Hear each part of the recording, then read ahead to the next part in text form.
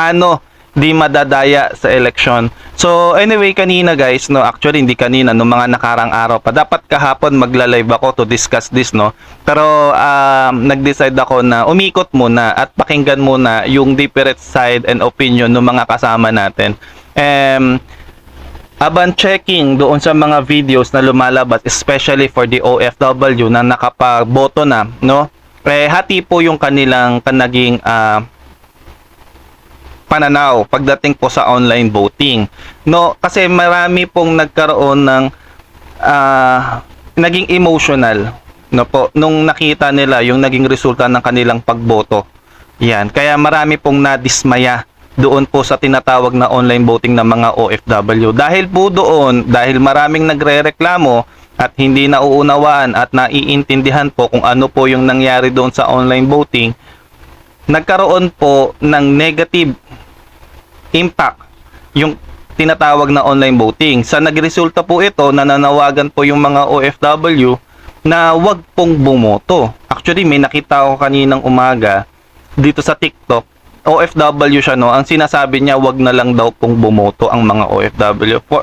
Even dito, nagpost ako kahapon dito, no, about doon sa registered voters sa overseas regarding dyan sa online voting, no, nasa 55,000 lang out of 1.5 or 1.3, 2 or 3, parang ganun something, no, 1 million up na bilang ng mga OFW na registered na dapat bumoto sila. So anyway guys, eto nakakalungkot lang kasi hindi po ang solusyon dito hindi po pagboto ng mga OFW, 'di ba?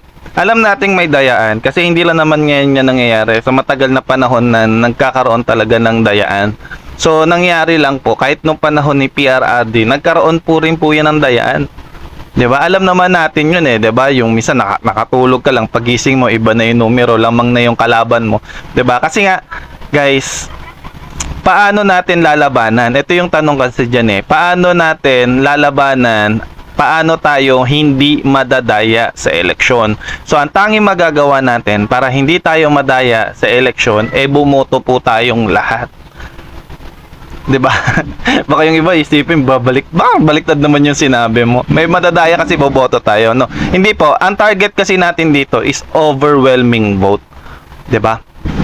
Kasi pag bumoto po tayong lahat at marami pong bumoto, mahirap pong dayain pag maraming boto, especially for online.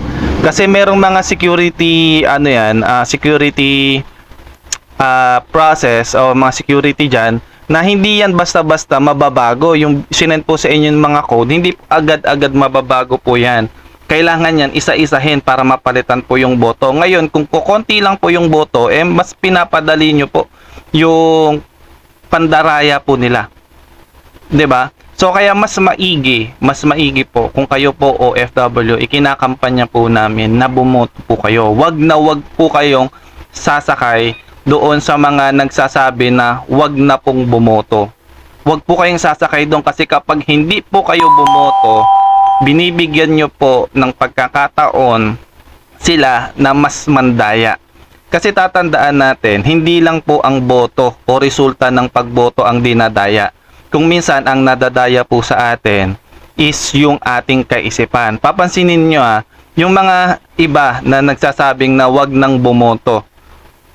Yung sa mga comment section, pansinin nyo mga naka-private, yung iba bagong gawa lang yung mga accounts nila. Bakit? Sinasakyan po kasi nila yung issue na yon para yung damdamin ng OFW, wag nang bumoto kasi may agam-agam na sa kanila 'di ba, sa isipan nila. So dahil maraming nagsasabi at maraming nagsasalita sa comment section na wag nang bumoto, ngayon etong si OFW, at dahil emotional pa siya sa mga nangyayari sa Pilipinas, magdi-decide na lang siya na wag bumoto.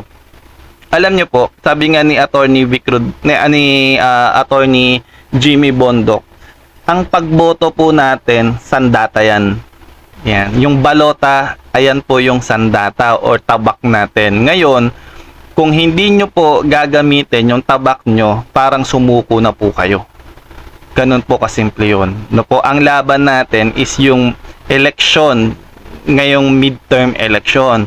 na po, at nakataya po dito yung pagbabagong hinahanap natin. Ngayon, kung susuportahan nyo po yung hindi pagboto as OFW, kasi ang dahilan nga daw nung napanood ko yung video kanina, kukonti lang naman daw po yung bilang ng mga OFW kukumpara naman po yung mga Pilipino nandito sa Pilipinas, which is tama naman yung comment niya na yun, no? Kukonti lang talaga yung bilang kung ikukumpara mo dito sa Pilipinas. Pero ang napakasakit kasi doon, guys, wait lang nihingal tayo. Yan.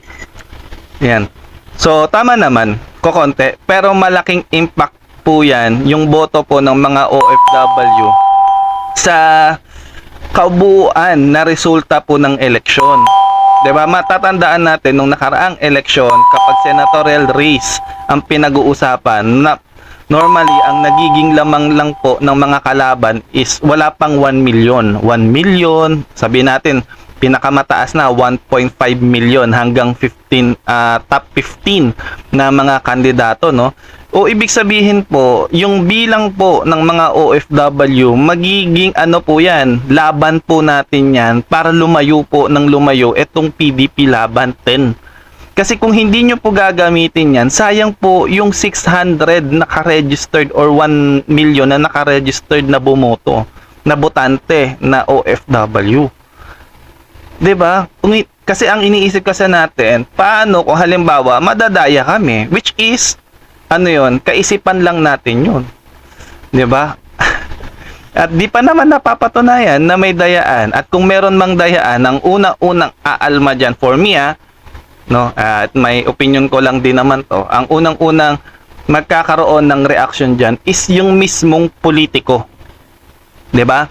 Ang part ng politiko na sinusuportahan natin is bantayan niya rin yung nangyayaring botohan para masigurado na lahat ng boto ng kanyang taga-suporta papasok sa kanya, which is ginagawa naman po ng PDP Laban.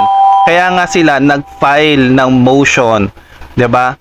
Regarding po doon sa online voting. Kaya lang po no other option kasi ang gusto po kasi ng mga OFW natin is sa embassy or manual voting kagaya ng dating ginagawa nila. Ang sad to say po, no po, it's confirmed na rin naman sa COMELEC website na hindi po pwede po yung manual voting right now kasi ang sistemang ipinapatupad po ngayon for OFW is online voting. So wala pong manual. Kahit pumunta po kayo sa embassy, ang gagawin po ninyo doon is online voting pa rin po. Yun po yun. No po? Kaya kailangan talaga nating bumoto. Yung nakikita nyo pong mga codes doon, no po, at nakikita nyo ibang mga kandidatong nakapangalan doon, to be honest, kapag in-scroll down nyo po yun, lahat po ng pangalan ng mga kandidato nando doon. No po, kaya bakit natin nasabi, ako di ako OFW pero bakit natin nasabi? Kasi nakapag-interview po tayo at nakapag-usap po tayo ng mga OFW yung nakaboto na. At doon, naunawaan natin at naintindihan natin na wala pa naman na senyales na dayaan. Yung code po na ibinigay po sa inyo, it's only a mind conditioning po yan. Kaya nga sabi ko sa inyo kanina, before I start itong dayaan sa election, tandaan natin, hindi lang boto o resulta ng boto ang nadadaya. Minsan, yung kaisipan natin. 'Di ba? Baka mina-mind conditioning tayo na wag na lang bumoto para magalit tayo, para hindi na tayo bumoto. Kasi nga, pag hindi tayo bumoto, edi mas madaling madadaya. 'Di ba? Mas madaling madadaya yung pagboto natin. Kaya, mas okay na bumoto tayong lahat sa mga kasama nating OFW na naririto ngayon. Pilitin po ninyo yung mga kasama nating OFW. Kumbinsihin natin sila na bumoto.